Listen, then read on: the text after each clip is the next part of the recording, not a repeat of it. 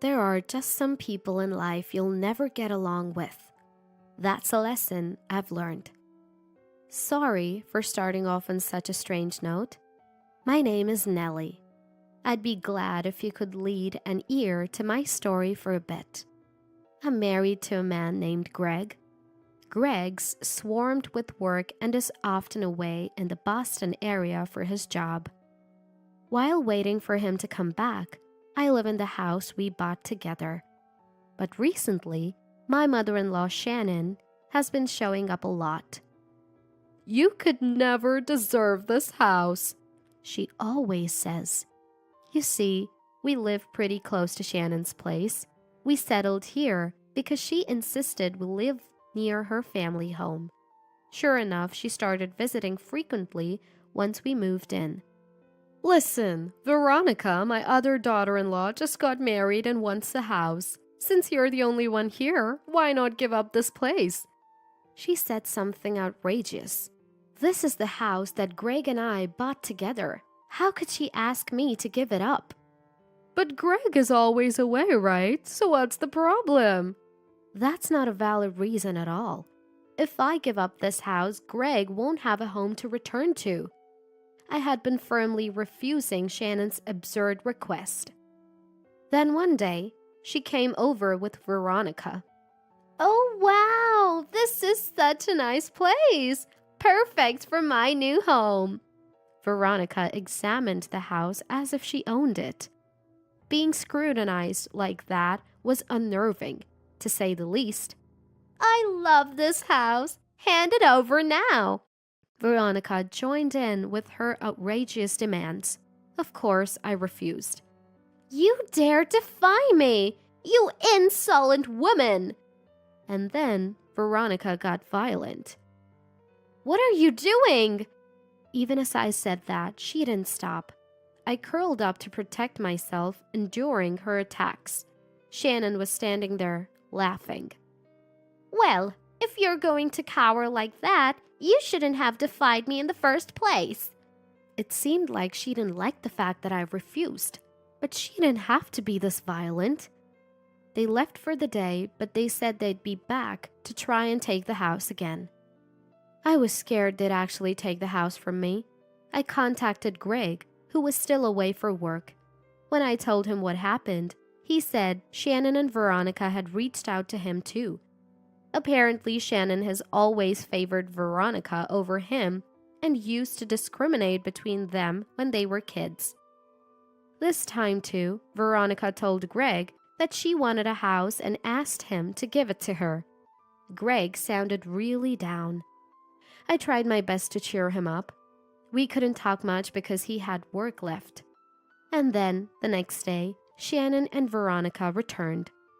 "We're getting you to hand over the house today." This time, Shannon entered the house wielding an umbrella. It wasn't raining, so why an umbrella? Then suddenly she swung it at me, clearly threatening that if I didn't give up the house, she'd beat me with it. "All right, say you'll give us the house. Veronica will be the new owner." Veronica also had an umbrella and swung it towards me, along with Shannon. I've been hit by Veronica before, so I was genuinely scared she might actually hit me and raised my arms to protect myself. Both were swinging their umbrella so hard that the whooshing sound filled the air, causing me to flinch and cover my head with my arms. The scene was so terrifying, I couldn't move for a few minutes. "Stubborn, aren't you? Even after all this, you still won't give up the house," Shannon said, sounding exasperated, but I was too scared to even speak. Their attitudes were as if they'd done nothing wrong. It was infuriating. Eventually, Shannon and Veronica left for the day. But as they left, they threatened that the next time they really might hit me. Thinking that my life could actually be in danger, I was filled with dread. I immediately called Greg and told him about today's events. Greg was concerned for my well-being and suggested that we think seriously about our next steps.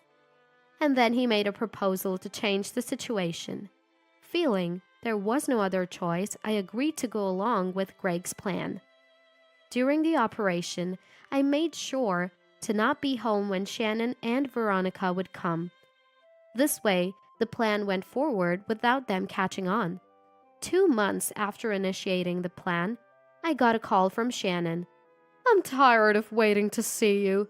I've decided to move Veronica in whether you like it or not, and I'll throw your stuff out myself." Shannon was laughing as if she had won. Apparently, Veronica was already on her way to the house, but they knew nothing about the plan. I'm sure Veronica would be in for a surprise. While talking to Shannon, a call from Veronica came in. Putting Shannon on hold, I answered Veronica's call and heard, "Who are you?" "I'm the homeowner. Who are you?" "This is my house," a male voice responded. Realizing the call had connected, Veronica started speaking to me.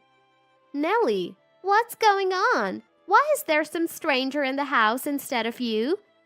Veronica sounded confused. I decided to explain the situation to her. "Veronica, actually we sold the house. Greg and I decided it was the best move." Hearing this, Veronica let out a loud, "What?" I wish she wouldn't yell. It's a disturbance to the new homeowner. "Why would you do that? I never heard about this." "Well, if we had told you, you would have stopped us, right?" I didn't say anything, so it was a strategy. Greg was also quite upset with Shannon and Veronica's actions. Most of what Greg owned had been taken by Veronica, and now they were trying to take the house too. This was the final straw. Fortunately, we had received some financial support from my family when purchasing the house, so we had little to no mortgage left and could sell it outright. "This isn't funny. I really like this house. What am I supposed to do now?" Veronica was furious. Apparently, they'd already planned to live here, and she had even terminated the lease on the apartment she and her husband Ricky were living in. Now, they can't live in this house, and Veronica's faces homelessness. "Why not go back to your parents' house?" I asked, genuinely puzzled, and Veronica became enraged. "Ricky absolutely refuses to live with them." Shannon must really have it in for Ricky, judging by what's been said. Well, if someone is that obnoxious, it's no wonder they're disliked. Veronica wouldn't stop complaining about how she absolutely needs that house. But the house is already sold and the new owners have moved in. What does she expect us to do? Over the phone, I could hear a man's angry voice. Apparently, there's a bunch of stuff sprawled out near the entrance, and he's not too happy about it. At this point, I wouldn't blame him if he called the cops. "Hey, do something about this. You're the one who sold them the house, right?" Veronica, not wanting to be yelled at, tried to make me and the man talk over the phone. "Yes, I did sell them the house, but that doesn't mean we have anything to discuss. Even if we did, the contract has been finalized, so all I can say is, I'm sorry for any inconvenience my acquaintance has caused." I decide to decline Veronica's request. Then, Veronica starts yelling again. Causing a ruckus in front of the house is bothering not just the man, but all the neighbors too. Talking to Veronica is pointless. She just doesn't get it. I thought this was going nowhere and hung up on Veronica. Immediately, another call comes in. It's from Shannon, whom I had put on hold. "What on earth are you doing? Veronica is furious. Fix this!" I'm just dumbfounded by her blame shifting. Shannon is the one who tried to let Veronica move into our house without permission. But she acts like I'm the villain. If it weren't for these two making a scene, I would have continued to live in that house. "Where are you now? Just fix it!" Oh, I hadn't told her yet. I'm at Greg's new posting. What? I decided to move with Greg to his new location. Greg frequently gets transferred because of his work, and we thought it would be better to not settle down in one place. Luckily, we don't have kids, so we have the freedom to change our residence. But that didn't satisfy Shannon. "Come back right now. I need to give both of you a piece of my mind." Shannon sounded furious, but I'm the one who wants to be mad. If it weren't for Shannon's meddling, we wouldn't have had to give up the house. "Enough, Shannon. How much more inconvenience do you plan on causing people?" I figured it's safe to vent, given that I've moved and we're over the phone. "I wonder if you ever think about how much stress you've caused us. Don't bother us anymore." Hearing my resistance must have really infuriated Shannon. She was screaming so loudly over the phone, it was hard to understand what she was saying. It made me worry if she was taking her anger too far. "I can't believe this! How dare you talk back to me like that? Greg, you too! How dare you defy your older sister, even though you're just Veronica's little brother?" It seemed Shannon had traveled all the way to Boston suburbs just to take revenge on us. But she didn't know where we lived. "Hey, tell me where you live!" There's no way I'd comply with such a demand. I naturally refused. Then Shannon screamed again. It was almost funny. She was like a machine programmed to scream every time I defied her. "Enough is enough! I'm Greg's mother. Since when is it okay for a child and his wife to defy their parents?" She was pulling some pretty old-fashioned cards. I mean, there are countless ways to find out where someone lives.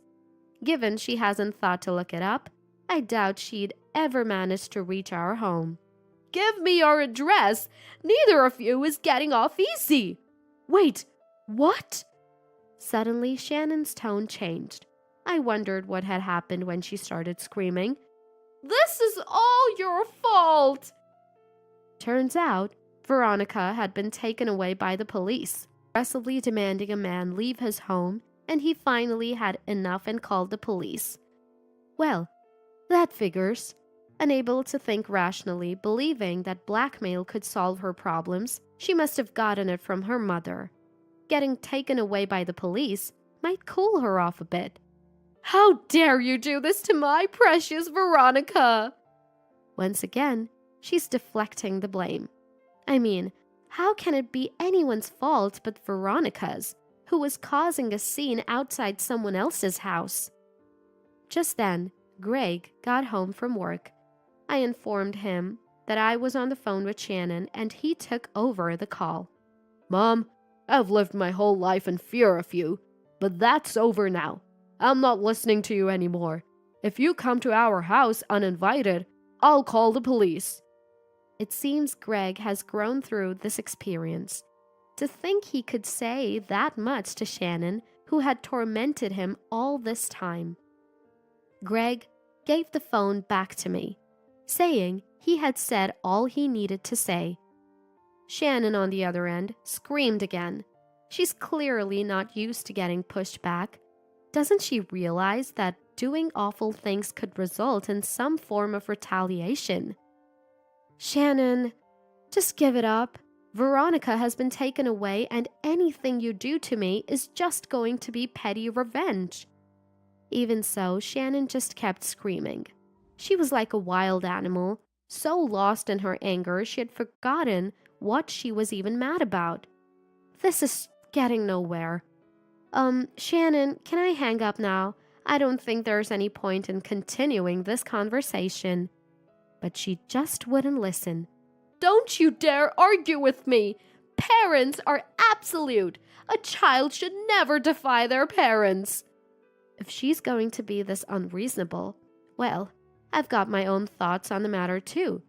Shannon, I've said it before and I'll say it again. We're done interacting with you. Stop contacting us.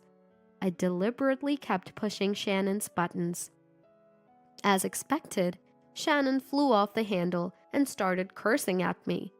The things she said were so awful, they could break someone's spirit if taken to heart. But that's precisely what I was aiming for. "Shannon, I've recorded every single abusive word you've just said." As I said this, Shannon stopped her tirade and began to panic. "Recorded? What are you doing?" "Shannon, you're the one in the wrong for using hate speech. Slander is a serious offense. I'm sure my lawyer would love to hear this, and you'll probably end up having to pay a fine or compensation." At that point, Shannon broke down in tears and apologized. "I'm sorry. I just lost my cool for a moment. Please don't involve the lawyers or police, okay?" Since Shannon kept apologizing persistently, I told her to never interfere with Greg and me again and decided to forgive her. Shannon promised, and we never heard from her again. The truth is, I hadn't actually recorded anything. It was all a tactic to make Shannon back off. She didn't even know how to find our address, so I thought she might fall for a simple trick like this. And she did. Finally, peace returned to Greg's and my life. I heard that after being taken by the police, Veronica had to pay damages to the tenants. Having lost their home, Veronica and her husband Ricky moved in with Shannon. But within a few days, Ricky was talking about divorce, and it seemed Veronica was going to be divorced. To top it all off, Shannon had been hurling insults at Veronica's Ricky too. And I heard she also ended up having to pay damages for her insults. Both Shannon and Veronica ran out of money, and what used to be a friendship turned into mutual loathing. The atmosphere in their home is reportedly constantly tense now. Well, they brought it upon themselves.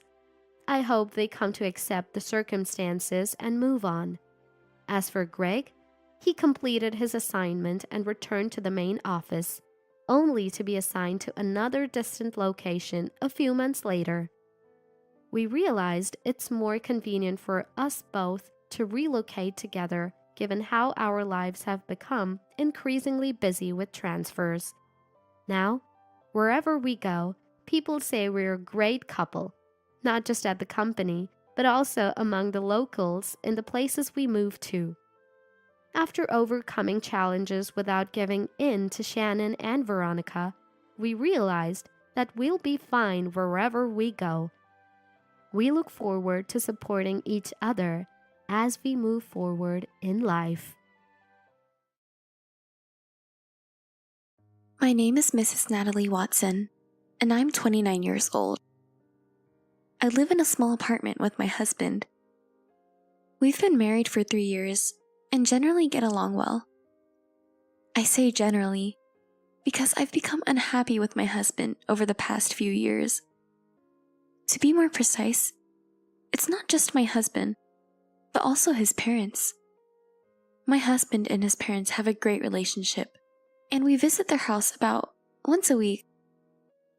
At first, when I was taken to my in-laws' house, I thought, he's such a filial person. However, every time I went to their house, my in-laws repeatedly said, "Natalie, when will you quit your job? A woman's job is to take care of the home." Gradually, I started to dislike going to their house. I enjoy my current job and want to keep working as long as I can. I told my husband this before we got married. Even when his parents blame me, my husband doesn't even make eye contact, acting as if it doesn't concern him. I started to dread going to my in-laws' house, and there are times when I told my husband, "Why don't you just go by yourself?" However, my husband would say, "My parents want to see you too," and force me to go with him. Eventually, I gave up trying to convince him otherwise. However, I couldn't bring myself to say this to his parents, as it might hurt my husband's feelings. But I couldn't bring myself to tell his parents that, as it might hurt my husband's feelings. In the end, all I could do was smile and brush off their comments each time. While I disliked my husband's indifferent attitude, what I hated most was being asked by his parents, "When will you have a child?" I, myself, like kids and thought it would be nice to have one. However, you can't force a child to be born, and it's not something that can be easily done just by wanting it. First of all, I couldn't understand the idea of having a child just for his parents' sake. Honestly, I wanted them to leave me alone. I talked to my husband about this issue as well, but he just said, "Don't worry about it, they're just concerned," and didn't do anything. As my frustration built up due to my husband's attitude, and the fact that I had to endure this situation alone, my mother-in-law said something I couldn't bear. She asked, "Are you infertile since you still haven't had a child?" On top of that, my father-in-law looked at me as if I were a criminal, saying, "Did you keep your infertility a secret and marry our son?" I couldn't stand it anymore. Until now, I had endured and overcome anything they had said with a smile. But I stopped smiling and said to them, "I'll undergo infertility treatment. In return, can you promise not to bring this up again?" I was surprised by my own words, but I realized how stressed I had been. Suddenly, my previously silent husband spoke up. "I don't think we need fertility treatments. We're still young. There's no need to force ourselves to have a child. Fertility treatments cost money, and I want to cherish our time as a couple," he said firmly to his parents. At that time, I interpreted my husband's words to suit my convenience, and believed that he was thinking of me when he said that. On a certain weekday, I took paid leave and headed to the gynecologist. The concern of being nagged by his parents about having a child had decreased, but I wanted to be sure if I was really infertile. At first, I thought of asking my husband, but he became moody whenever I tried to talk about infertility treatments, so I decided to take the exam by myself. The examination finished quicker than I thought, and I scheduled an appointment for the results a week later. On my way out, I happened to meet eyes with a pregnant woman in the waiting room. I recognized her face and stopped in my tracks. She seemed to notice me right away and approached me. "Are you, by any chance, Natalie? Could it be Claire?" When we called each other's names, she nodded, confirming that she was indeed my classmate from elementary and middle school. Claire's belly was quite big, and she was 9 months pregnant. She had just finished her regular checkup, so I decided to visit her house while walking her home. Claire's house was close to mine, and I was surprised by that. But I was even more surprised to learn that her husband and my husband worked at the same company. Catching up on our current lives and chatting about our school days, my eyes were naturally drawn to Claire's belly. Noticing my stare, she asked, "Do you want to touch it?" "Is it okay?" I asked back, and she replied, "Of course." I gently touched Claire's belly. In my memory, Claire had a great figure with a slim waist, but now her body had grown so much. I was filled with amazement and the wonder that there really was a baby inside her. After keeping my hand on her belly for a while, I felt a faint movement when I tried to pull away. Surprised, I looked up at Claire. "Did it just—" "Yeah, it started moving recently." "That's amazing." "Yeah." Claire, who happily stroked her belly, already had the face of a mother. Before I knew it, I found myself saying, "I'm envious." I made a face as if I'd said something I shouldn't have, and quickly looked away from Claire. Claire, sensitive to people's emotions, seemed to have noticed enough and asked, "If I'm misunderstanding, I apologize, but did something happen?" I hesitated to talk about it, but I thought I couldn't deceive Claire's eyes, so I told her about the situation with my in-laws and children. Once I started talking, I couldn't stop, and I ended up telling her everything, including the fertility test I had taken at the clinic today. I thought maybe I'd said too much, but a strange sense of trust prevailed, making me believe it was okay to talk to Claire about it. Above all, I think I wanted someone to hear my pent-up frustrations from the past few years. While I talked, Claire just nodded and listened quietly.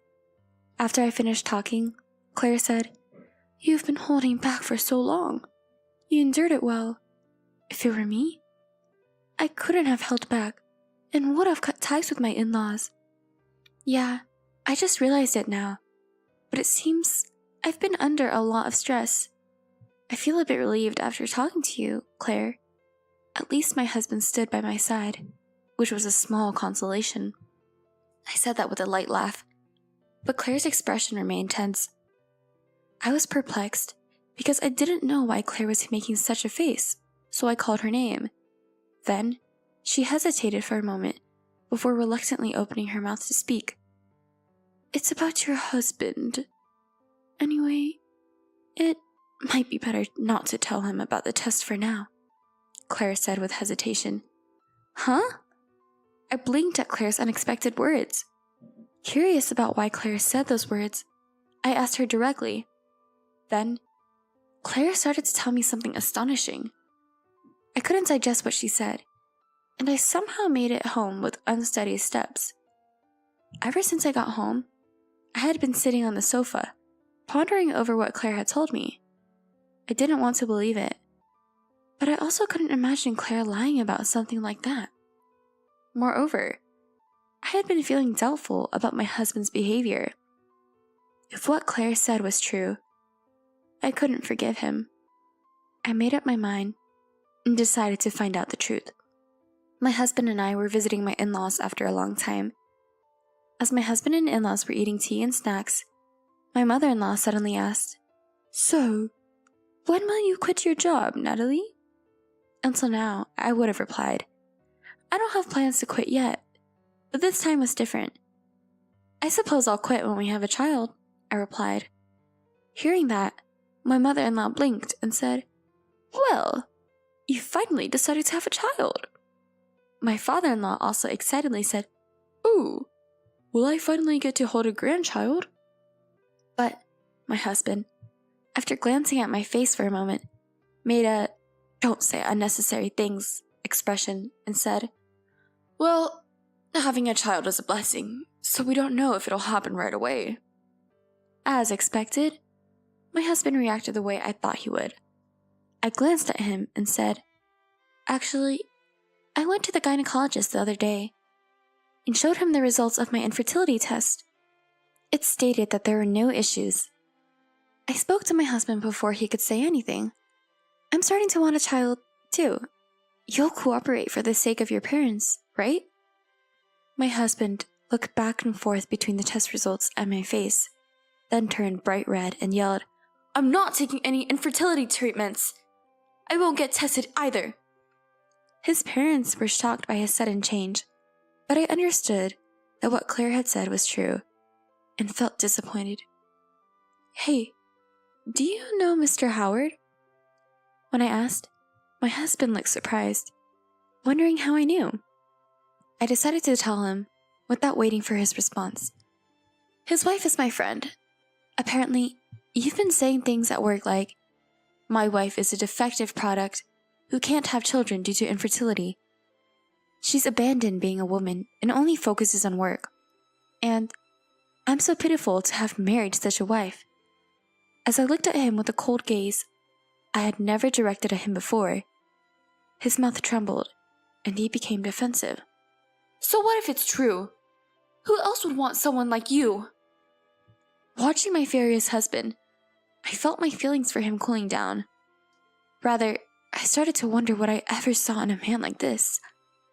Calmly, I pointed at the test results on the table and said, I just proved there's no problem with me, right? While my husband stayed silent, I brought up something that had been bothering me in the back of my mind. Could it be that you're the one with issues? Is that why you've been stubbornly refusing infertility treatments and testing? That's when my mother-in-law, who had been silent, chimed in. There's no way that's true. There's no way there's a problem with my son. If there's a problem, it's with you. With her face turning red, she grabbed the test results on the table and said, These must be fake, and tore them up. My husband looked surprised at his mother's actions, but then he agreed. Yeah, that's right. There's no way I have a problem. He and his parents started to blame me. Realizing there was no point in continuing the conversation, I slammed the prepared divorce papers on the table. Then please divorce me. And why don't you find a much better wife than someone like me? With that, My husband said, "Yeah, that's right. I'll find a much better wife than you," and angrily filled out the divorce papers. His parents didn't try to stop him. As I emotionlessly watched the divorce papers being filled out, I felt a sense of joy at severing ties with the 3 people in front of me. Once he finished, I quickly snatched the papers, said, "Well then, goodbye," and hurried out of my in-laws' house. I thought I heard a voice behind me, but it must have been my imagination.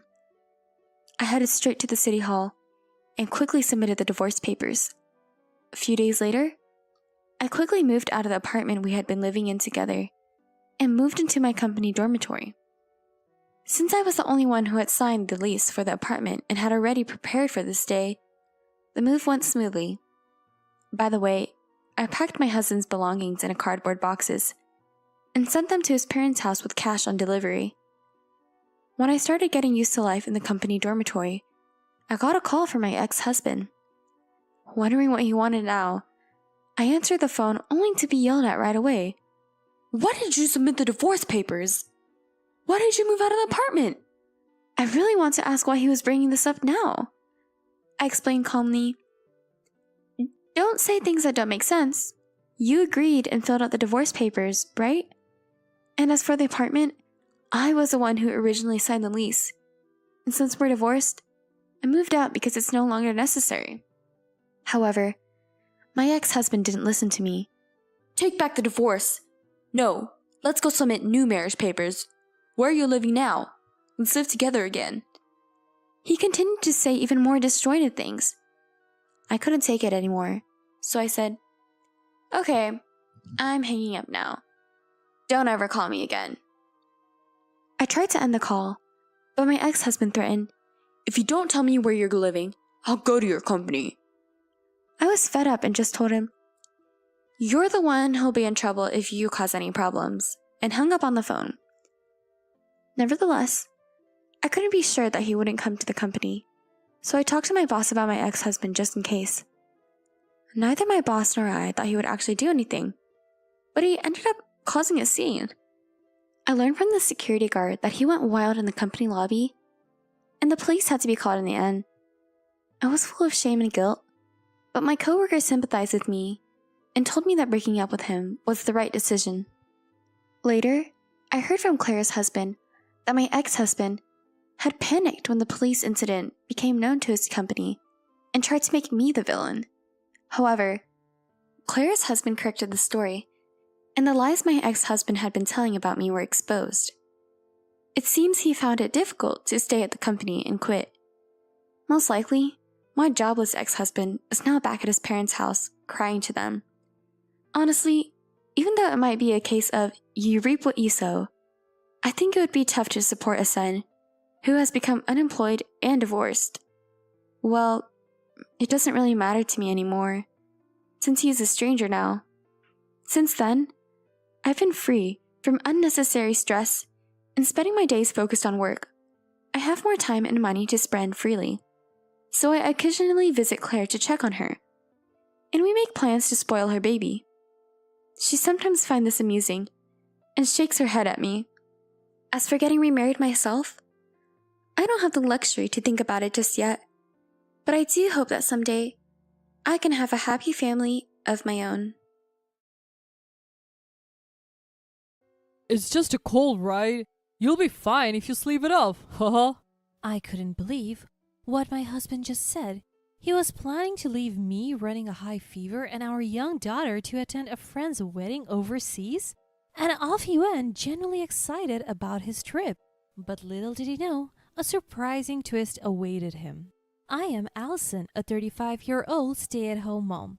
I live with my husband David and our 5-year-old daughter, Misty. Misty loves reading picture books. She's a sweet, kind-hearted girl who laughs a lot, my pride and joy.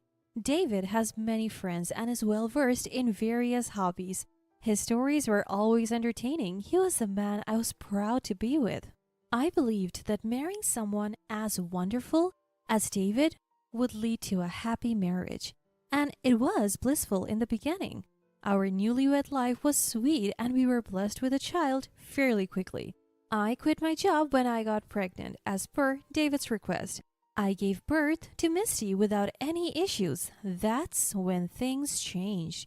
He changed drastically. After the birth, David started calling me fat because I couldn't lose the baby weight.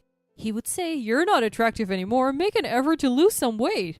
struggling with first-time parenting, I was also criticized for not keeping up with household chores. I did ask David for help, but he yelled, Don't be lazy. You eat, but can't even handle chores or childcare? Unbelievable. David seemed to resent that his time was being consumed by household duties and childcare. I was shocked to discover this selfish side of him, especially after he was so happy about the pregnancy. If I ever asked David for help, he would complain to neighbors and relatives that I was neglecting my duties, making me feel ashamed. I became hesitant to confront David. I was afraid he would spread more false stories about me. But the biggest issue was money. When it was just the two of us, we both contributed to a joint account and spent the rest freely. After Misty was born, David took over the finances since I had no income, but he hardly gave any money for living expenses. He once told me to manage on just $300 for the three of us. Stress, I couldn't produce enough breast milk, so Misty was on formula. Between formula and diapers, $300 was nowhere near enough. When I tried to save by cooking budget meals, David would get furious, saying, Don't serve me this cheap-smelling food. I even suggested getting a job to help out, but David looked down on me, saying, You can't even handle housework, let alone work and raise a child. You're planning to slack off and make me do everything, aren't you? Just manage with the money I give you. David was absolutely against me working, perhaps fearing it would add to his household responsibilities. Now that Misty is 5, David seems to have lost interest in her. He often ignores her when she tries to talk to him, preferring to play with his phone instead. I thought marrying David would lead to a happy family, but I was completely wrong. Seeing Misty downcast because David ignores her and won't play with her breaks my heart. Then one day I discovered that David had used the money we had been saving for Misty's education. I'm not working, and I think we are barely making ends meet each month. David is supposed to be managing our finances, but he won't tell me how much we are saving. Maybe we are not saving at all and running a deficit each month? That might be why he dipped into the education fund. When I asked David about it, he refused to disclose what he had spent the money on. Finally, he snapped, I earned this money now, so how I spend it is my business. You and Misty eat because of me, so stop complaining. I tried to discuss the money issue multiple times, but David wouldn't budge. Our conversations went nowhere. Then, David dropped a bombshell. A friend invited me to their wedding overseas. I couldn't believe my ears. Even if his friends covered some travel expenses, going overseas would still cost a fair amount. We are in a situation where we can't even afford Misty's education, and how can we afford an overseas trip? I tried to discuss this, but David ignored me and started preparing for the trip. Honestly, I considered divorce, but thinking of Misty held me back. She only has one father, and I couldn't bring myself to take that away from her. The day before David's departure arrived, and I was stuck with a high fever. I hadn't had a fever in a long time, and this might be the first time as an adult. Headaches, nausea, dizziness, and body aches clouded my consciousness. Can you please skip the wedding? I'm really struggling with this fever, I asked weakly. David laughed and said, You'll be fine if you sleep it off. He even added, Stop being so needy. Handle it yourself. You can't even manage yourself and you are not even working. Could you at least get some food for Misty? She hasn't eaten properly since yesterday, I pleaded. David sighed heavily and said, I don't have time for that and I don't want to catch anything. I'm staying in a hotel tonight. And he really did leave us to attend the overseas wedding. At that moment, suffering from a high fever, I made up my mind. For Misty's sake, I had to let go of such a selfish man like David. 5 days later, David returned in high spirits. I'm back. Why are Dad and Mom here? David's parents are in the living room. My parents-in-law don't answer. What's going on? Where's Allison? It was Misty who answered David's question. Mom is in heaven now. What? What are you talking about? David, thinking Misty was joking, burst into laughter. His parents shook their heads in disbelief. What a foolish thing you've done. It's too late for anything now. David looked bewildered, not understanding the meaning of their words. Wait, did Allison really die from that high fever? Muttering this, David watched as his parents left the house with Misty. Misty waved at her father. Bye-bye. David, as usual, ignored her. His parents had got in the car. That was the plan. My parents and I were quietly waiting in the kids' room. I had my phone connected to my in-laws and was watching the living room through a hidden camera on my computer. My sister, who was waiting nearby, would pick up Misty, since there were things we didn't want her to hear.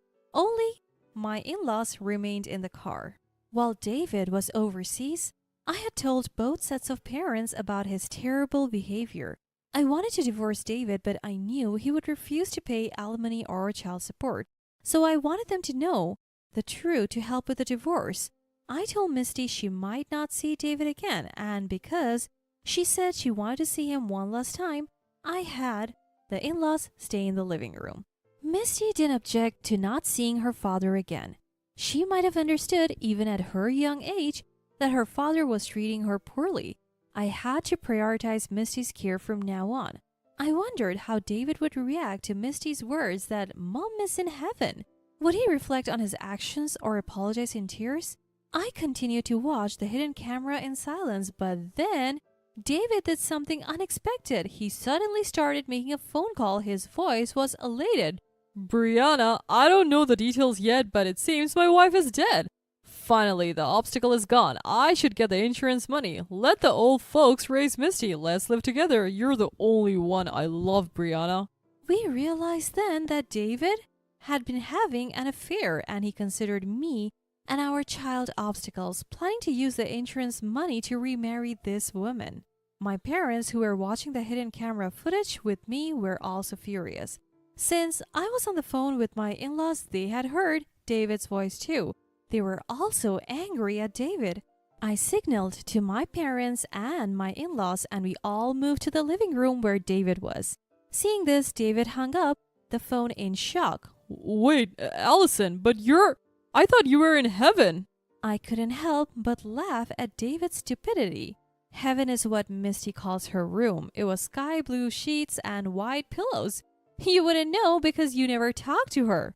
Wait, is that so? I thought... No, never mind. David, not realizing we had heard his phone call, tried to cover up his tracks.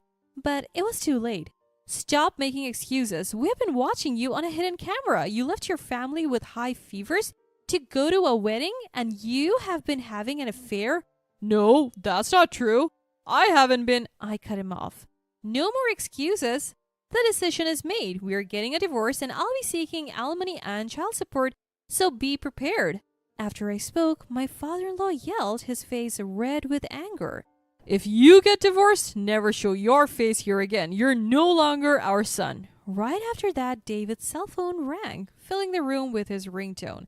David didn't move, so I grabbed his phone to check. The caller was Brianna, David's mistress. I answered the call and put it on speaker so everyone could hear. Hello? What was that call about earlier? Living together is a joke, right? I have a fiancé, so stop getting the wrong idea. I can't be with a delusional man. Don't contact me again. With that, she hung up. David, now dumped by his mistress too, turned pale and groveled at my feet, begging for forgiveness. I'm sorry. Please forgive me. If my family disowns me, you're the only one I can rely on. Plus, I can't afford to pay alimony or anything like that. I've already spent so much on Brianna during this trip. David started rambling, even though no one asked him to explain. I glared at him. So you didn't go to a wedding? You abandoned your family for a romantic getaway? Oh, well, you see. David couldn't find the words to defend himself. To think he was foolish enough to abandon his family and ruin himself by confessing an affair? I wondered why I ever married such an idiot. I should have decided to divorce him much sooner. Watching David continue to make a fool of himself, I resolved to move on with my life. just Misty and me. Later, I checked David's phone and found numerous photos and videos from his trip with his mistress. The story about attending a friend's wedding was clearly a lie. I took this evidence to a lawyer. I formally filed for divorce, seeking compensation and child support. The lawyer visited Brianna, who apparently works at a nightclub, to verify the amount David had spent on her. She claimed she was just entertaining an old man as part of her job, but David foolishly insisted they were in love, causing a big fuss. It became clear that David had been financially supporting Brianna. That's probably why he had been giving me so little for living expenses and even dipping into Misty's college fund. David's life became miserable, burdened with debt from his lavish spending and now additional compensation. It also turned out that he lost his standing at his company when his affair and romantic trips came to light. Apparently, the nightclub where Brianna works is a popular spot for David's colleagues, so David confronted Brianna, causing a scene. Some of David's co-workers were there and word of the affair spread throughout the company. I guess he confronted her because he didn't know she was engaged, but I can't be sure. It's pathetic how he let a young woman manipulate him. This incident led to David becoming isolated at work. He really is a hopeless case. I heard David got demoted and took a significant pay cut. The lawyer who helped me with the divorce and alimony also updated me on Brianna's situation. It seems she met a grim end too. Her fiancé, a regular at the club, found out about her affair with David and called off their engagement. He even demanded compensation for the wedding expenses they had already incurred. Struggling to pay the hefty sum, Brianna tried to swindle money from other customers, but of course, you can't keep something like that a secret. As expected, the club found out and fired her. Now, Brianna is working multiple part-time jobs to pay off her debts, living alone in a cramped apartment. As for me, I moved back home and am living with my parents and Misty. I'm relieved to be away from the neighbors who believed the rumors and lies David spread about me. Life is much more relaxed now. My parents dote on Misty, who seems happier than when she lived with David. David has come to my parents' house a few times, begging for another chance, but my dad has been turning him away. Neither Misty nor I have any desire to see him. If Misty ever says she wants to see him, I'll consider it, but for now, she doesn't want to meet her father. I have no intention of reconciling with David, so there's no reason to talk to him. If he becomes too persistent, I'm considering involving the police. Looking at where David and his mistress Brianna are now, I realize how scary affairs can be. They have lost everything and are forced to live a bottom-tier life. It's their own fault. From now on, I want to focus on cherishing the happiness I have with my parents and Misty and forget about David. You just stay home all day, right? Tired from just cleaning? Why don't you try switching places with me and see the real struggle? Maybe I should divorce such a useless wife. Ugh, not this again. The way my husband treats me, a homemaker, is truly exhausting. My name is Jennifer. I'm a 34-year-old woman. I married David, my coworker, 2 years ago after a workplace romance. Back then, I planned to continue working after marriage. But David said, I'll work hard outside. You take care of the home. That's my ideal. Men work outside, women protect the home. I naively agreed. I quit my job to become a full-time homemaker, influenced by David's perspective. I used to be easily swayed by others' opinions. Above all, I deeply loved David. So, I followed whatever he said without questioning. I guess I was blinded by love. If only I had stood my ground and not quit my job. maybe things wouldn't have turned out this way. That's what I still believe. People think homemakers just laze around at home all day. But in reality, it's not like that. Cleaning, laundry, neighborhood meetings, they all consume more time than one might think.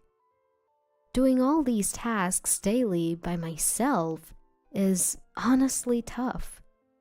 Employees get weekends off, but homemakers don't. So, on Sundays when David's home, I'd ask, "Hey, I'm a bit busy. Could you help clean the bathroom?" But he'd instantly get grumpy. Seriously? I work every day to provide, and now you want me to work at home too? Who do you think provides the meals? If I dared to say, "I appreciate your hard work during the week, but we're a team, right? Can't you help out a bit on your days off?" David would snap back. Stop bossing me around. You think you can survive on your own, just being a homemaker? Want a divorce? David immediately snapped. Who do you think you are? Just because you're home all day doesn't mean you can boss me around. Want me to divorce you? Think you, just a housewife, can survive on your own? Shockingly, he threatened divorce. I was at a loss for words. Maybe I shouldn't have reacted the way I did. From then on, every time I said something, David would end with, "If you don't like it, let's divorce." It felt like he was using that phrase to control me. Even though I used to work, I had retired and become a housewife. The idea of divorce that David kept bringing up was terrifying. If he really divorced me, how would I survive? What about income? Where would I live? For me, a housewife, nothing was scarier than the thought of divorce. What scared me the most was David himself. He used to be so kind. How did he change so much after we got married? Did I make a mistake in judging him? I deeply regretted marrying David. Lately, as soon as David comes home, he'd say, "Isn't it obvious you should greet me at the door when I, the breadwinner, come home? Who do you think pays for everything here?" Yes, David earns the money, but I take care of everything at home. We're supposed to be partners, not in a master-servant relationship. It's supposed to be an equal relationship. Yet, David seems to believe he's superior. He looks down on me, thinking he's above. At first, I thought maybe he was venting work frustrations on me. So I kept quiet. But over time, David began to act like he was always right. And every day was like this. After his lecture, David carelessly throws his suit all over the place and changes into casual clothes. I pick them up and toss them into the washing machine. This is a daily routine. Even after eating the dinner I prepared, he complains. "Is this all you can cook? I work hard for you. And this is the meal I come home to? Where's your gratitude?" I've grown tired of dealing with David's constant complaints. Despite David not earning a high salary, I manage our finances, saving for our future children, leaving little room for extra expenses. Still, I always try to prepare healthy meals, using nutritious ingredients and cutting down on salt. Yet, he still finds reasons to complain. I felt like everything I did was being negated, and my self-confidence dwindled day by day. On top of that, he demands $500 a month for his personal expenses. If I gave him that much, our finances would be in the red. At first, I used some of my savings to cover the expenses, but that wasn't sustainable. So, I tapped into my connections and started a remote job that I could do from home. Of course, I didn't tell David. You see, a while back I had mentioned, "Hey, things are a bit tight with our finances. I was thinking of getting a part-time job. Is that okay?" To which he snapped. What? Are you saying I don't earn enough? You probably just want extra cash to splurge, right? You should just stick to taking care of the house. Knowing David, I was sure that if I earned, he'd just take more for his personal expenses. So, I decided to work remotely without telling David. The money I earned went towards our living expenses and savings for the future. A former colleague introduced me to his remote job. I would log into the company system and handle administrative tasks, mainly settling travel expenses claimed by employees. Having experience from my previous job, the work wasn't challenging. More than that, being home all day, this remote job gave me a sense of purpose. It felt rewarding. Then, one day, after juggling remote work and household chores, I was exhausted. I decided to take a short break and lay down on the sofa. That was a mistake. I unintentionally fell asleep and was awakened by David in the evening. It was already night. Of course, dinner wasn't ready, and neither was the bathroom. David, seeing this, sighed and said, What were you doing all day? Lounging around? Neglecting the house? I come home and you're just napping on the sofa. Seriously, homemakers are just leeches. Usually I wouldn't react to David's words, but that day I was tired, so I snapped back. What's your problem? I just happened to fall asleep today. Stop making it sound like I do nothing all day. David, not expecting a retort, turned red with anger. You're defying me? I'm the head of this household. How dare you speak to me in that tone? If you're going to be defiant, leave this house. Well, maybe I will. I've been waiting to take some time for myself anyway. It was a classic case of tit for tat. I quickly packed some essentials and headed to a nearby hotel. The look of shock on David's face as I left was priceless. He probably never imagined I'd actually leave.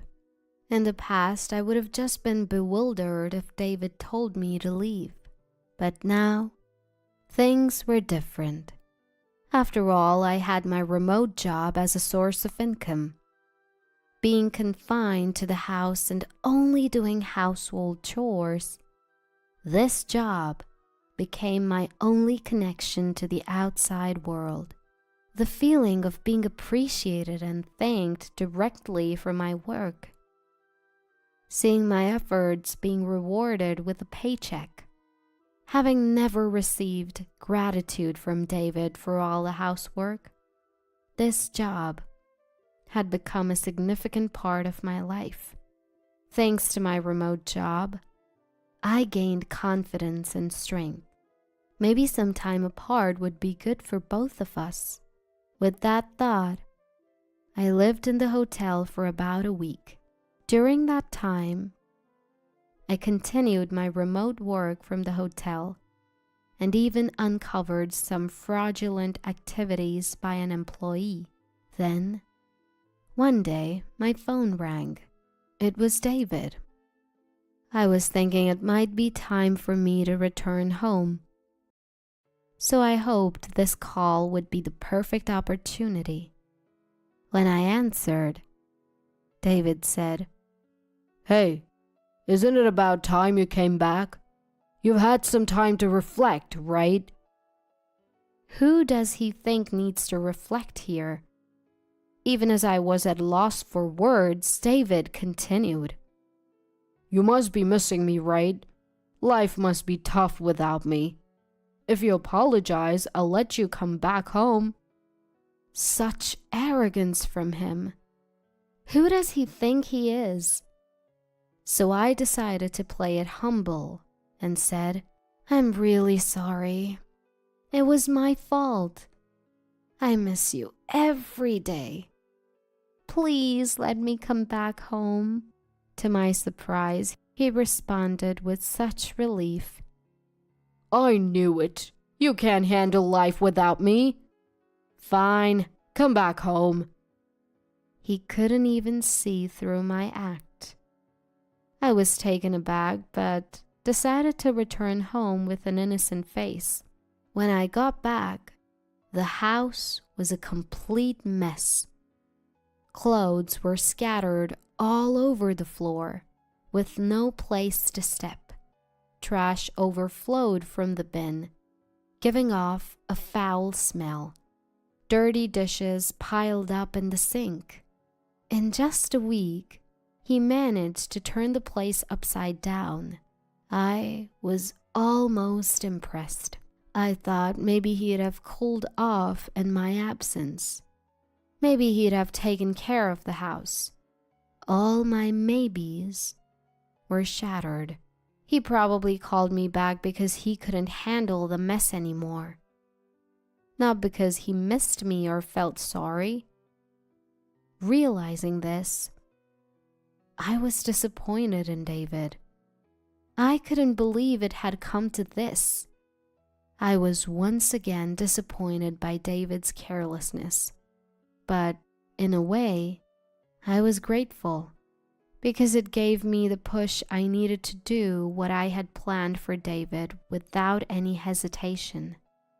For about a month, I acted as if nothing was wrong at home. I cleaned up the mess David made and followed his every command, even when he complained. Then, the day of reckoning came. I executed the plan I had prepared and waited for David to come home. I didn't prepare dinner or even the bathroom. When David came home, he was angry that I hadn't greeted him at the door or prepared dinner. I simply apologized. "I'm sorry, I was so busy today and couldn't get to it." Feeling empowered by my submissive attitude, David lashed out even more than usual, and then he said those words. You're just a parasite, you know. You can't earn money and can't even manage the house properly. I wonder what would happen to a woman like you if we divorced.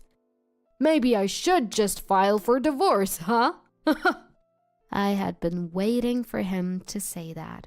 The word divorce that David flaunted like a badge of honor.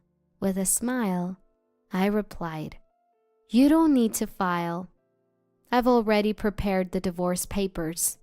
David looked confused, so I showed him the actual divorce papers, already signed by me. "All you need to do is sign." David started to panic. Of course, he never expected me to agree to a divorce. What? No. You'd be the one in trouble if we divorced, right? "Don't worry. I'll be just fine. Haven't you noticed? Look around the house. Don't you see?" David looked around frantically.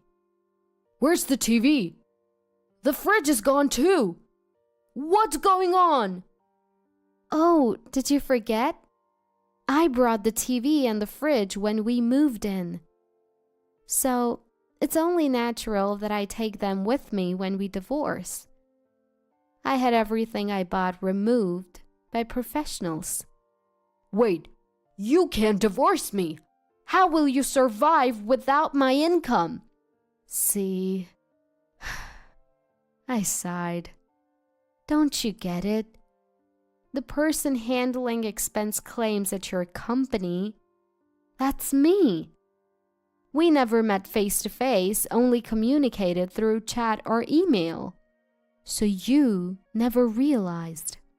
Yes, I was working remotely for my former workplace, which is David's company. The old acquaintance I mentioned was a colleague from that company. I had been hired part-time on the condition of remote work. I used my maiden name as my family name and kept my first name. At first, I thought David might find out. But that was needless worry. For me, David had long forgotten my maiden name. I'll tell you one last thing. Your expense claims were clearly off compared to others. So I looked into it. I've already reported the results to our boss. The employee misconduct I discovered while at the hotel was none other than David. While handling David's expense reports, I found several suspicious claims. Claims for travel expenses, for supposed business trips and hotel stays. But as his wife, I knew David was home on those days.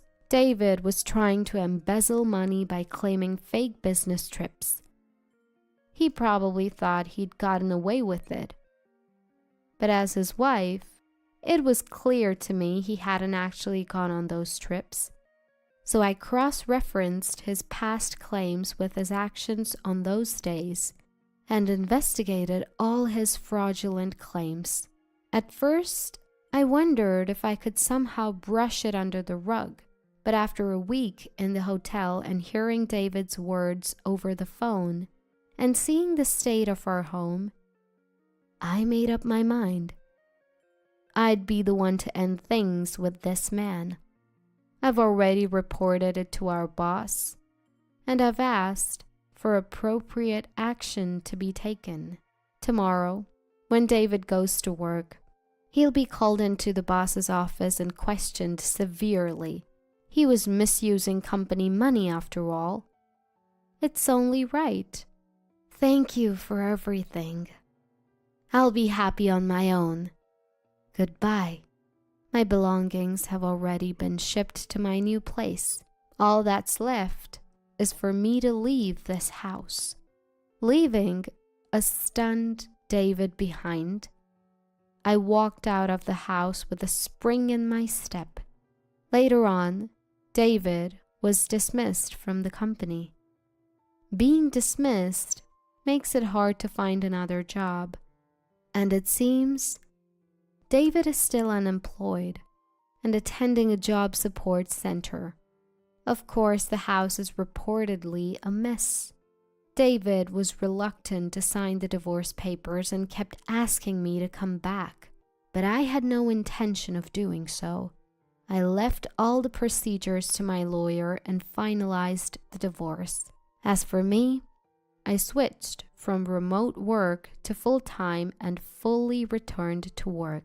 I'll be single for a while, but I plan to look for a new relationship soon. Of course, my criteria for a partner is someone who's willing to share both household chores and child rearing.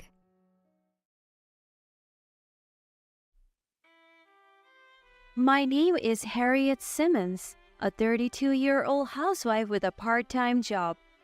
My husband Charles is 2 years older than me, and we have an almost 5-year-old daughter, Catherine. We are a family of 3.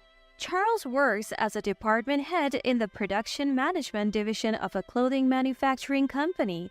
After graduating college, I took a job as a customer service representative at a bank in the suburbs. Charles and I met through a mutual friend. Compared to my outgoing personality, Charles was a bit reserved. He was the kind of guy who made you want to protect him. We dated for a year before he proposed and we got married. Catherine was born the following year. My mother came from a place well known for its matriarchal society. I guess I inherited that trait from her, as I tend to take the lead in our household. Now that Catherine has started kindergarten, I work part-time at a local grocery store about 3 times a week. My parents handed over their house to me after they retired early and relocated to a second-hand villa near a ski resort. The house we as a family currently live in is the one they bestowed. My father, who began making pizza as a hobby, even opened up with a small pizza shop. It's located along the main road and is doing fairly well. My mother is renowned for her crepes made with the flour used for pizza. Their establishment has an unusual reputation as a cafe where you can enjoy homemade pizza or a pizza place where you can have delicious crepes. While my parents enjoy a tranquil retirement, my in-laws, who live about 30 minutes away by car, are quite a handful. My mother-in-law comes from a noble family and my father-in-law was adopted into the family through marriage. Naturally, my mother-in-law is a dominant figure, adoring Charles, my husband, and their heir. My husband is unmistakably a mama's boy, frequently visiting his childhood home. My mother-in-law has been persistently urging us to give her a grandson. When Catherine and I visit, she barely acknowledges her granddaughter, constantly pushing me to quickly give birth to a boy. Even when I take my daughter for a visit, she has to reintroduce herself. "Grandma, my name is Catherine. Haven't you remembered it yet?" Oh, is that so? Well, either way, it's fine. "That is why I hate you, Grandma." She really has no charm at all. Who does she take after? She would say, frowning in my direction. Because she's a child, she's just being honest. I never voiced it out loud, but I see it softly in my heart. Due to this, Catherine never warms up to her grandmother. Incidentally, as my father-in-law is practically a non-entity, Catherine seems to have no interest in him either. Our relationship with my in-laws was gradually becoming distant because it was always like this. On the other hand, Catherine is adored by my parents and she clings to them too, proclaiming, "I love Grandpa's pizza and Grandma's crepes." My mother-in-law still calls my husband my baby boy. And they're always talking together. My husband repeatedly says, "Mommy, mommy." Truly a mama's boy. It gives me the chills. When my mother-in-law sees my face, she says, "Harriet, our family is prestigious. We need a male heir. A daughter won't do. Please give birth to a son quickly." It's not easy to just give birth to a son, so I brush her off with all due respect, but then she would say, "The grandchild of our neighbor is a boy. They must be so happy to have a good daughter-in-law," and sighs, implying as if I am at fault. I don't care if they're a noble family or a prestigious family, they are just so outdated. As my father-in-law was adopted into the family, he just nods in agreement without opposing my mother-in-law. I endured this lifestyle because I love Catherine. However, my husband would start saying, "If only Catherine was a boy," whenever the opportunity arose. When I asked, "Isn't a girl good enough?" he would reply, "That's because my mommy says." And then my mother-in-law, who heard our exchange from my husband, would always call, "Why are you bullying my baby boy? Can't you cherish your husband even though you are his wife?" I would retaliate against such remarks. "Oh, do you cherish my father-in-law? I haven't heard his voice for a while now." "What did you say? You she-devil, if you bully my baby again, I won't let it go." If I'm a devil, then you're a demon. You should stop being so attached to your child. I was now at war with my mother-in-law. Then one day, my husband approached me with a discussion. My parents want to go on a trip, so I want to help them out a bit." He requested to arrange about $1,000. Where do you think we have that kind of money? You do know how much your salary is, don't you? Wait, well, You understand, right? Even we want to go on a trip. I vented my usual frustrations on him. but both my parents are old now. Their legs will get weak soon and they won't be able to travel. They say they want to go to places they want to while they can. He's trying to appeal to my emotions by saying it's filial piety. I understand how you feel, but can't they manage with their own money? After arranging various travel items, it seems they didn't have enough for the actual travel expenses. It's their lack of planning that got them into this mess, just like you. But Harriet, don't you feel bad for them? Not at all. I'm not going to strain myself just to please them. Enough is enough. But There will be no buts or knees. I shut him down with a dad joke. Standing with my arms crossed, I towered over my husband who shrank in front of me. My daughter, Catherine, who had been watching the whole time, clapped her cute little hands, saying, "Mama, you're so cool." In the end, Charles, unable to arrange the money himself, shifted the responsibility to me and phoned my mother-in-law. "That useless wife of yours can't even do a little filial piety. She's not a real family member. Do something about it. She works part-time, doesn't she? She should have some savings. We don't have much time before the trip, so hurry up." Finally, unable to stand up to my scary mother-in-law, Charles quietly withdrew $1,000 from Catherine's account. When I found out, I was livid and stormed over to my in-laws' house. "Mother-in-law, I need to talk to you about the trip." "Oh, what's the matter all of a sudden? Don't play dumb. What do you mean by demanding travel money?" "Well, your husband willingly gave it as a part of filial piety, didn't he? What's wrong with that?" Right from the start, it was a total combat mode. He took it from our daughter's saving. You know, this isn't acceptable, right? "I couldn't care less. She's going to be married off anyway. Spending money on her is a waste." "What are you talking about? She is my precious child. Saving and spending money on our child is our responsibility." With a long-suffering expression, my mother-in-law retorted, "I can't believe we have such a woman as our daughter-in-law. She can't even bear an heir and is utterly useless at home. I didn't marry into your family. If you want an heir so badly, why don't you give birth to one?" With that, I stormed out of my in-laws' house.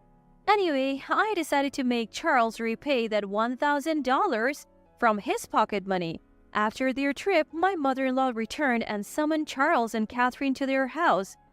Though I was curious, my main concern was preparing for Catherine's 5th birthday. Planning a birthday party for a child this age is tricky. Who to invite? Obviously, I have to invite the children who invited Catherine to their parties. But there's a limit to how many people we can accommodate. Plus, what about food? And I still have to think about a present for Catherine. And our family party at night. My brain was at its limit. Oh, my brain needs sugar. I need to replenish the glucose.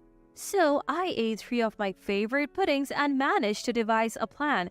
Just as I was feeling a bit relieved, Charles and Catherine returned from my in-laws. But to my surprise, my usually lively daughter suddenly retreated to her room. When I asked Charles what happened, he responded, Nothing, really. No, something's wrong. Our greetings at home were always high-spirited to match my enthusiastic daughter Catherine. It was our unspoken promise. This had never happened before. When I went to check on Catherine, she was sobbing. "What happened? Grandma told me that I am unwanted and shouldn't come home, so I had to stay outside all the time." What? I couldn't believe what had happened. "I was given a bottle of water, so I had to stay outside, even though it was really hot." "And where was your dad?" "Dad was inside eating watermelon with Grandma." What? I stormed out of the room and confronted Charles. "What's going on? Why did you leave Catherine outside in this heat? Aren't you ashamed as a father, as a human, to be comfortable while your child is suffering?" My anger erupted, but unusually, Charles was defiant. She was just noisy, so I made her stay outside. I made sure she stayed hydrated, so what's the problem? This is unacceptable. It's normal for kids to be a bit noisy. As I raised my voice even more, Charles tried to change the topic. Among our relatives' children, Catherine is the only noisy one. Maybe girls really aren't good. My mommy also said this. She wants a boy soon. What are you even talking about? It doesn't matter if we get a boy or a girl. Babies are a gift from above. Today, Charles seemed unusually authoritative. Influenced by his mother, perhaps? If you're going to act like this, I might consider divorce. You would go that far? My body started shaking with anger. I never knew he could be this kind of man. My mommy said divorce that devil of a wife soon and find a younger one. I'm starting to think she might be right. I see. I have thoughts of my own. But remember, Catherine's birthday is coming up. I want you to celebrate it properly. All right, let's both cool our heads and talk later. I realized unexpectedly how Charles and my in-laws truly think. I couldn't master the energy to cook dinner that day, so Catherine and I ate at a nearby diner. Charles said he was going back to his parents' place and drove off again.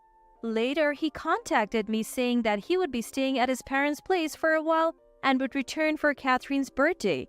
I lied to Catherine, saying, "Daddy went home because Grandma is sick." Catherine responded, as if she was trying to understand in her own way.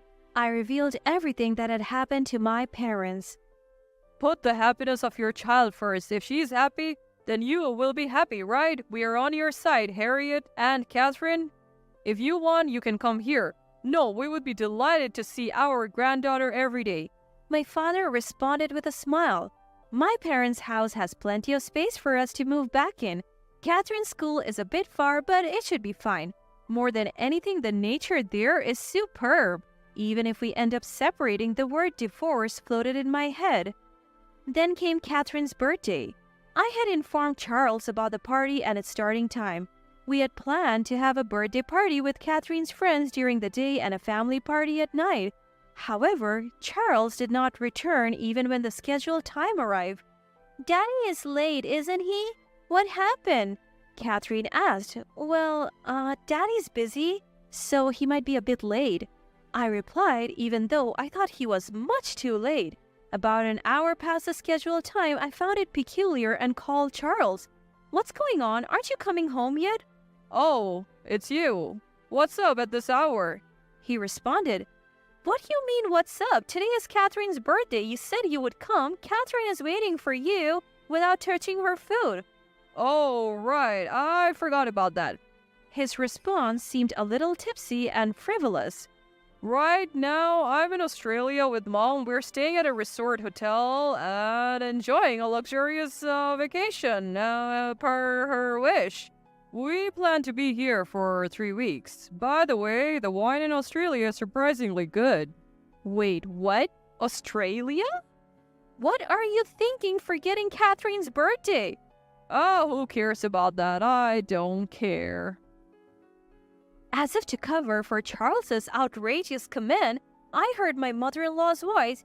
"Who's that? The demon wife? Just ignore her. We don't need the useless woman who can't give birth to a boy anymore."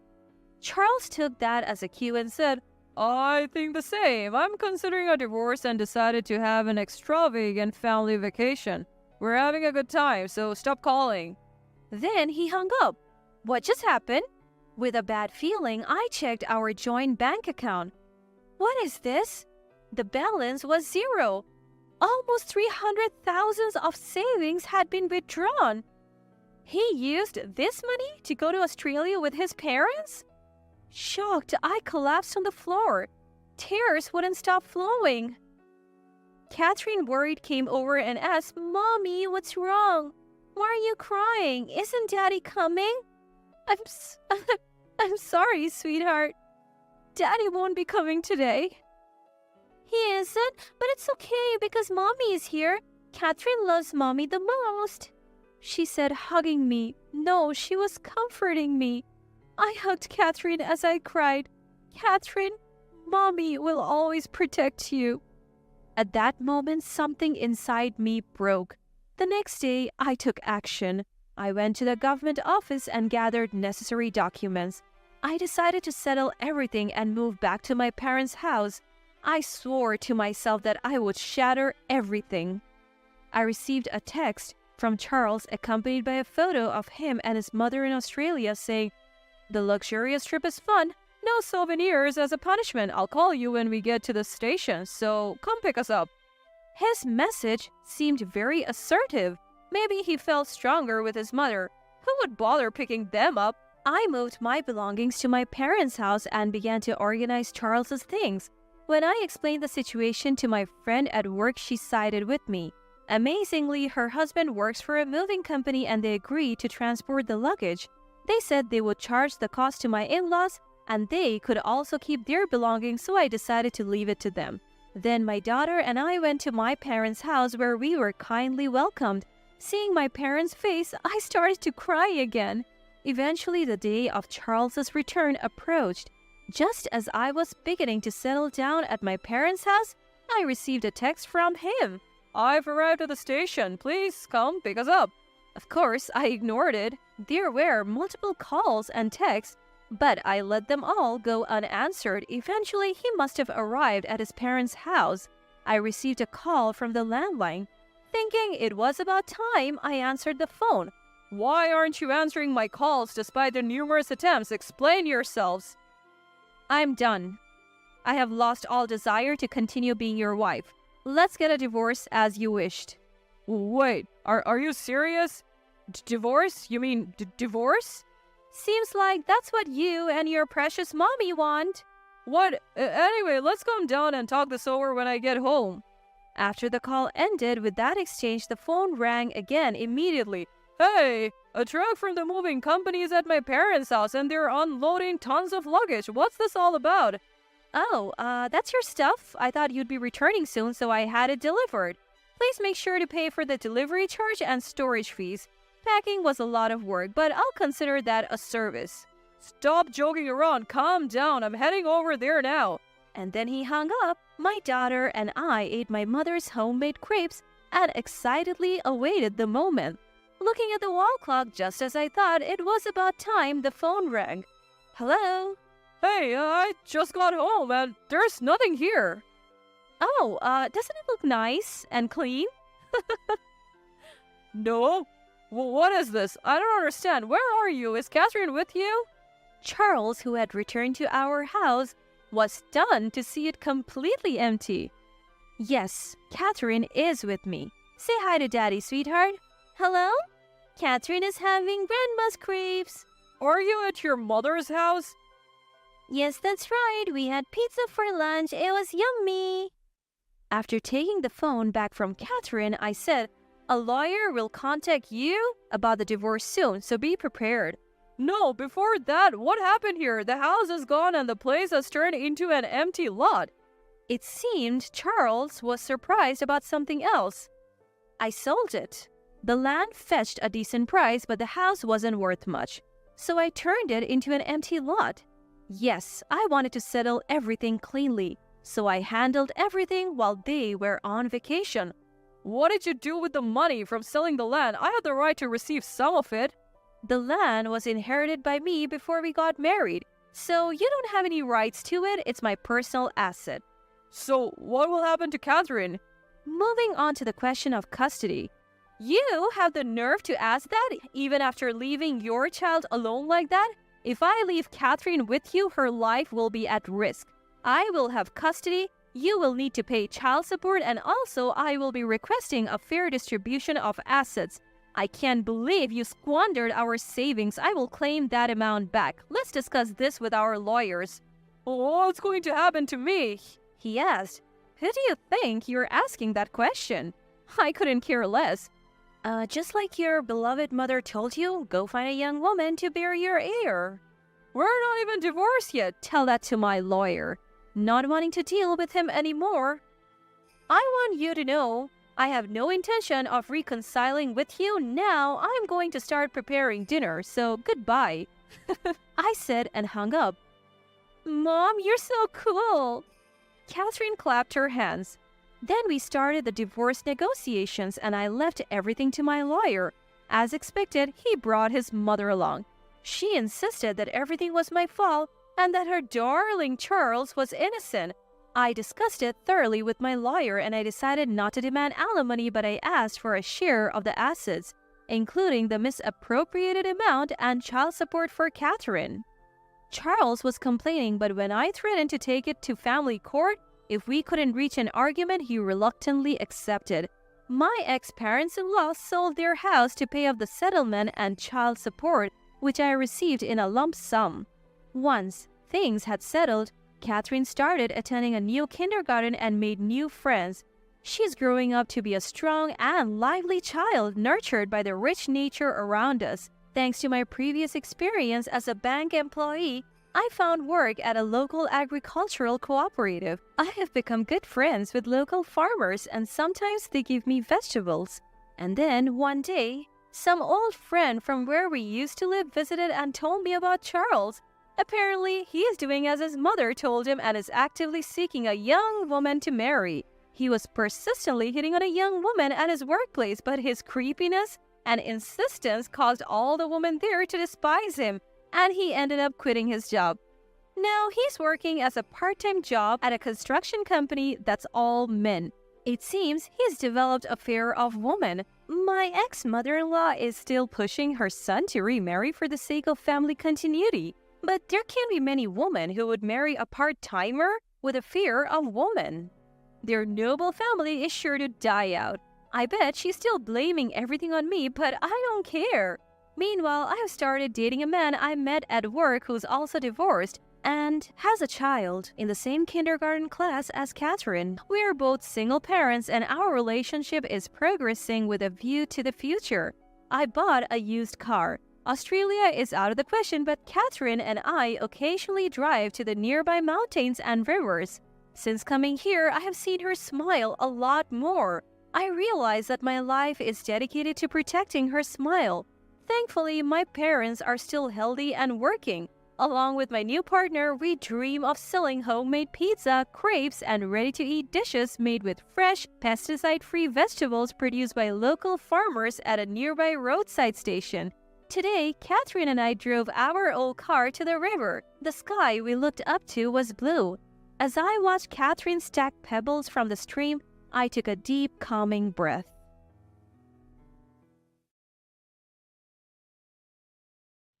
Ugh, it's such a hassle to be called in like this.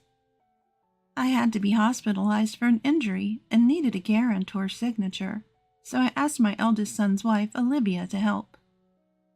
But Olivia just keeps complaining. To begin with, she looks down on me because she knows I live on a $700 monthly pension. The wedding gift was just a cheap one, barely $1,000. It's unbelievable. Every time we meet, she has something to complain about, and it's getting on my nerves. I manage just fine on $700 a month, so why does she feel the need to belittle me like this? Isn't the thought that counts for a wedding gift? Being judged solely on the amount of money is just... I tried to avoid Olivia as much as possible because talking to her just put me in a bad mood. Then one day, Olivia told me she wanted to cut family ties. I'd really rather not have to take care of you in your old age, just because you're my husband's mother. She probably thinks I'll be in a bind if she cuts me off. Olivia grinned triumphantly. Would that actually be a bad thing? Huh? Ignoring Olivia's confusion, I decided to sever the family ties. A few months later, Olivia found out something shocking and came storming into my house. I am Marie, 68 years old. I live alone in Boston. My husband passed away 2 years ago due to a worsening chronic illness. Now my younger son and his wife live nearby and look out for me. My eldest son, John, works for a global company and is too busy to come home often. However, he always sends me flowers and gifts for my birthday and Mother's Day. The same kind-hearted John announced at 38 that he'd finally found someone he wanted to marry. We decided to have a family meeting at home, and John brought Olivia. She was incredibly cheerful, and the meeting ended on a positive note, leading to a smooth engagement. The wedding was scheduled for 6 months later to accommodate John's busy schedule, but I took the wedding gift to John's house as soon as they registered their marriage. Mother-in-law, thank you for coming today. Oh, don't mention it. I'm just here to give the wedding gift. Oh, I'm so excited. I give Olivia the dishware I bought as a wedding gift, beaming with joy. I wanted to give something tangible rather than just financial support. I figured they'd already have furniture, so after some thought, I settled on dishware. But the moment Olivia sees the wedding gift, she freezes. Wait, this is the wedding gift? Yes, it's a set of matching teacups. I thought they were cute. Is something wrong? I start to worry that maybe it's not to her taste. However, the response I get is completely unexpected. You're giving me this cheap stuff as a wedding gift? Cheap? Are you kidding me? A wedding gift should be around $10,000, right? I thought you were rich because you lived in a nice house. Was I wrong? Oh, Olivia! I'm taken aback by this sudden change in Olivia. Her gestures, her tone, everything is different. There's no trace of the polite and cheerful Olivia I met at the family meeting. How are you making a living right now, mother-in-law? I'm on a pension. How much is the pension? $700. Ugh, you really are broke. What a scam. Living in such a nice house and still being broke is just the worst. Olivia crosses her legs and sighs. Living on $700 a month? That's so pathetic. How are you even surviving? Olivia's mocking tone irks me. I manage just fine on $700, thank you. Well, that's great. Just don't come asking me for help when you're broke. Turns out, Olivia is the kind of person who changes her attitude based on income and assets. Feeling demeaned and upset, I decided to head home right away. For about a month since then, I've thought several times about telling John about Olivia's true character. But our schedules never aligned, and I haven't been able to share it with him. I've spent the days feeling quite uneasy. Standing at a traffic light, lost in thought, I'm suddenly hit by a speeding bicycle and fractured my arm. It wasn't a severe injury, but surgery and hospitalization were necessary. I was told I needed a cosigner for the hospital admission, and they asked me to contact a family member.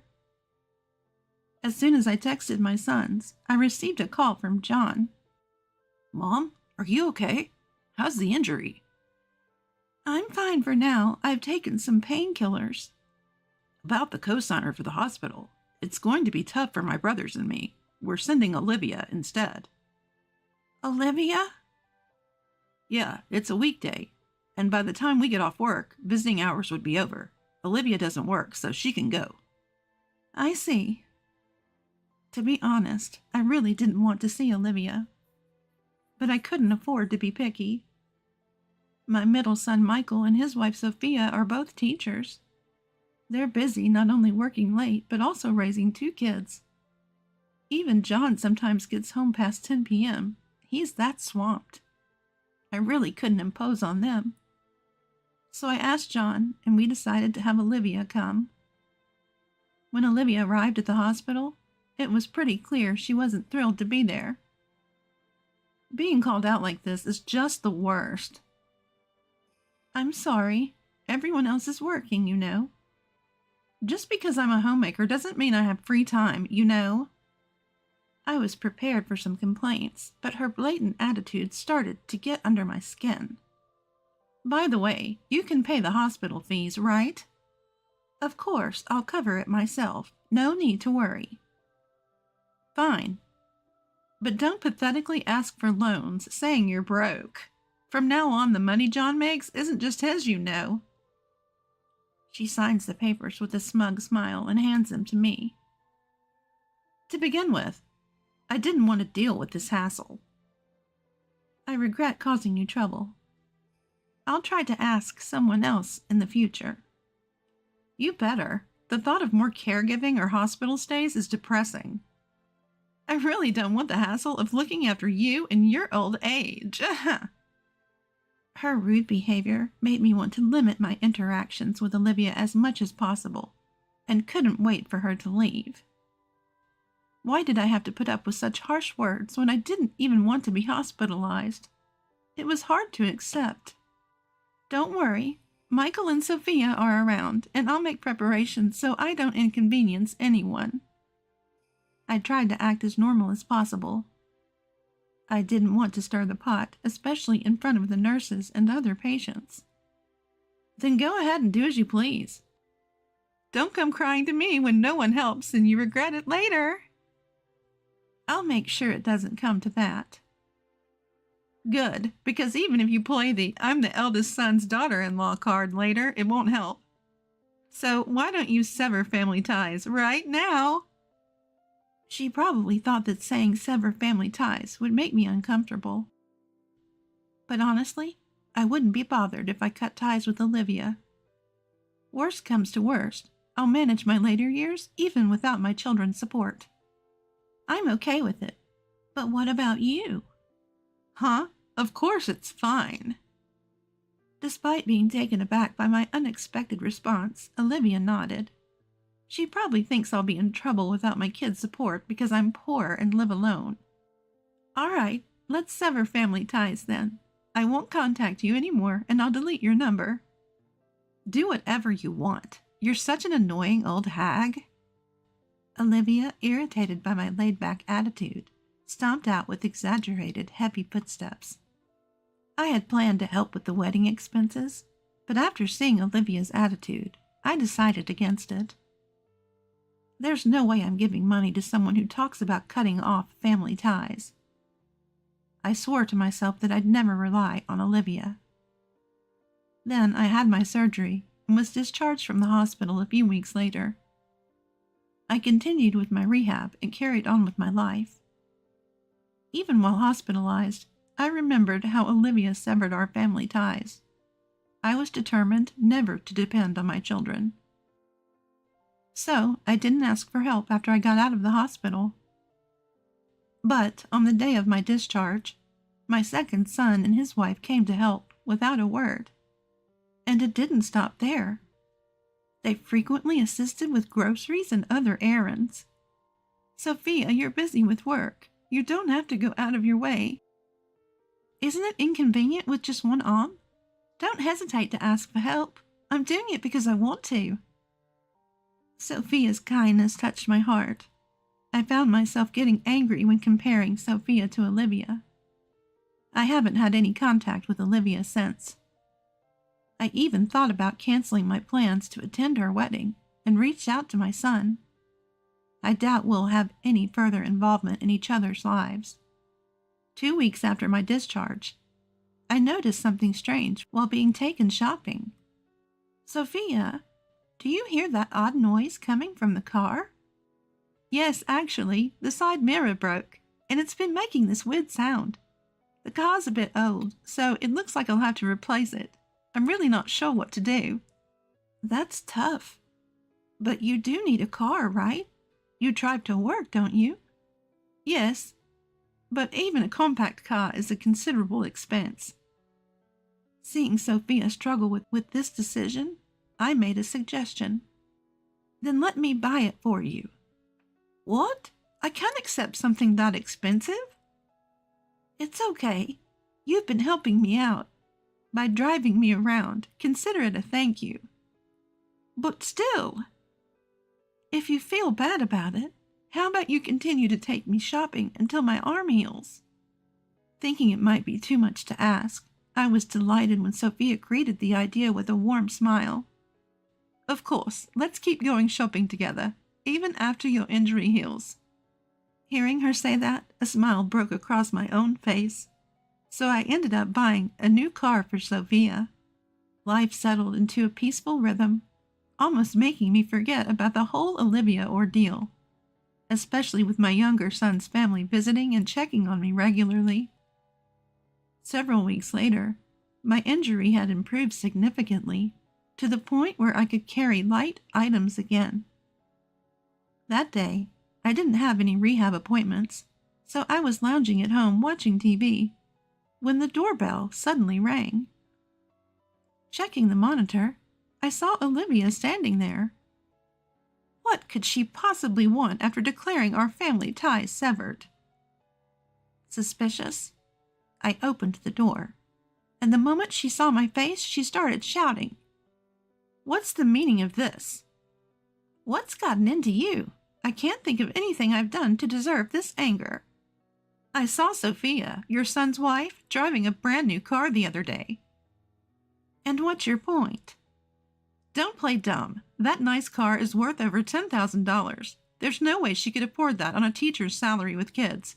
When I asked her how she got the car, she said mother-in-law bought it for her. Well, yes.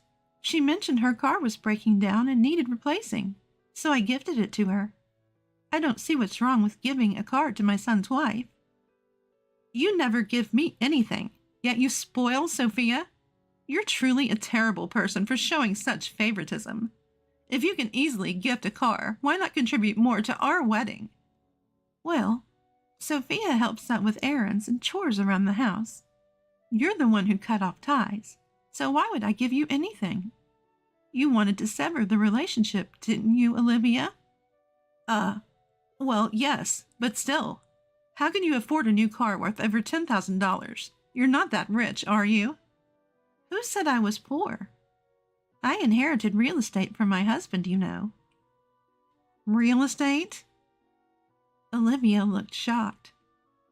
My husband was a salaried employee, but he had a decent income and had invested in real estate. He owned an apartment complex which I inherited after he passed away. I've been saving the rent money little by little each month. I get by just fine on my pension, but I like to travel every year, so I've been saving up. I'm not hurting for money, and if worst comes to worst, selling the property could net me several $100,000. Several $100,000? If you have that much money, you should have said something. Why should I? You're the one who misunderstood. I never said I was struggling financially or that I needed to borrow money. Stop lying. This is infuriating. I sighed at Olivia's childish tantrum. Why would I go out of my way to brag about my assets? That would be embarrassing. She's glaring at me, clearly not convinced. I wasn't deceiving you. Originally, I had thought about contributing money for the wedding, but then you said you wanted to cut ties with the family, so I changed my mind. Why? It's your son's wedding. Aren't you happy for him? I was happy for John's wedding, but I didn't want to give any money to you, Olivia. Why would you say that? If you have the money, then what's the problem in sharing some? Everyone's being so stingy, it's making me mad. Olivia started stomping her feet on the ground. Is a 30-year-old woman not embarrassed to act this way just because things aren't going her way? Why do you want so much money in the first place? What? Isn't it obvious? I want to have fun. And there are a lot of things I want to buy. John only gives me $2,000 a month, saying that's enough. $2,000 isn't enough for you? Of course not. Even a decent bag costs at least $5,000. I shook my head at Olivia's reckless spending. I truly wondered how John could have fallen for such a woman. Olivia's anger showed no sign of warning, and her complaints about John were endless. I even married John, thinking he had money. If I'd known he was this stingy, I would have never married him. Is John really that stingy? Absolutely he is. He only gives me an extra $500 on top of rent and living expenses. Even the gifts are capped at around $2,000. It's unbelievable. If he's making over $1 million a year, he should be giving me more. I thought once we were married, I could spend money however I wanted. So, you married him for his money? Well, duh. Why else would I willingly marry a guy pushing 40? It has to be for the money. At that moment, my anger boiled over. There's no way I could forgive someone for belittling my precious son like this. Just as I was about to yell at Olivia, John approached from behind her. Let's get a divorce then. What? John, what are you doing here? I heard from Mom that she still won't attend our wedding because she wants to cut ties with you. So I came here to get the full story. Overheard you two arguing and decided to stick around. You had quite a lot to say, didn't you? This isn't what it looks like. I mean... Olivia looked panicked, breaking into a cold sweat. I had no idea John was even here. Ignoring the flustered Olivia, I continued to speak. So you came all this way. How long have you been listening? From the part where you were talking about how you could afford to buy a car despite being poor. So you've heard most of the conversation. I've been labeled as poor, and someone who she won't take care of in my old age. That's why she wants to cut ties. No further explanation was given for not attending the wedding. John nodded, his expression stern. I don't need any more explanations. I understand Olivia well enough now. No, you've got it all wrong. This is a misunderstanding. It's not a misunderstanding. I heard you clearly say you're in it for the money. I can't be with someone like that. Let's get a divorce. Wait a minute. Now, of all times? I quit my job because we got married. Olivia desperately grabs onto John's arm, shaking it. But John shakes off her grip, shooting her a cold look. That's not my problem. I hope you find a new job soon. Don't be so heartless. I can't live without you. I have no place to go and no savings. Why don't you sell your clothes and bags for cash? That should get you through a few days. Although I don't know who would rent an apartment to someone without a job. Stop it. Don't say that. I even bragged about marrying you to my friends. How can I tell them there's no marriage now? It's too embarrassing, please. That's all on you. Maybe you'll be the talk of the town for all the wrong reasons. Olivia had never seen John so angry before. A man usually known for his calm demeanor. Her face turns pale as she begins to apologize profusely. I'm sorry. Please forgive me. I won't talk like that again. I don't even need the money. Just don't divorce me. No matter how much she apologized, John's expression remained stern. I can't even stand to look at you anymore. Leave right now. No, please reconsider. Come on, please. Just so you know, it's not only about the money. How could you tell someone's parents that you want to cut ties because you don't want to care for them? If I'd known you were such a cold person, I never would have married you in the first place. At the sound of John's raised voice, Olivia starts to cry. Don't ever show your face in front of me again. No! Olivia starts crying, her face covered by her hands. But no one is there to console her. I felt a bit relieved that John understood her true nature, and I felt relieved that I no longer had to be deceived by such a nasty woman. John, realizing why I declined to attend the wedding, apologized and left. Realizing she's hit a dead end, Olivia gave me a piercing glare and walked away, clearly disappointed. Afterwards, I heard that John and Olivia got divorced, and she moved into an old apartment. Before their marriage, she apparently worked as a receptionist at a shopping mall, but was on the verge of getting fired due to her poor work attitude. It seems like she wanted to marry someone wealthy so she could quit her job quickly.